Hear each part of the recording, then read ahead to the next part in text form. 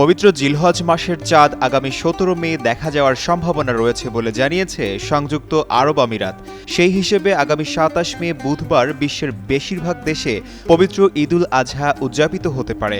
আন্তর্জাতিক জ্যোতির্বিজ্ঞান কেন্দ্র বলছে, আগামী ১৭ মে মুসলিম দেশগুলো জিলহজ মাসের চাঁদ দেখার প্রস্তুতি নেবে। ওই দিন পূর্ব এশিয়া, দক্ষিণ আফ্রিকা এবং দক্ষিণ আমেরিকার কিছু অংশ থেকে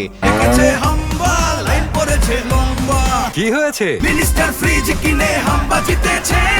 মিনিস্টার ফ্রিজ কিনুন, হাম্বা জিতুন। আরো আছে আকর্ষণীয় উপহার। টেলিস্কোপের সাহায্যে চাঁদ দেখা যেতে পারে।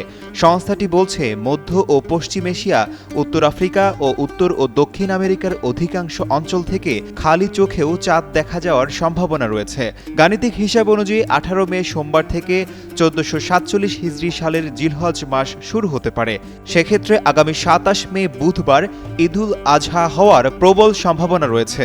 সাধারণত জিলহজ মাসের ১০ তারিখে ঈদুল আজহা পালিত হয়, তবে চূড়ান্ত তারিখ চাঁদ দেখার উপর নির্ভর করে সংশ্লিষ্ট ধর্মীয় কর্তৃপক্ষ ঘোষণা করবে।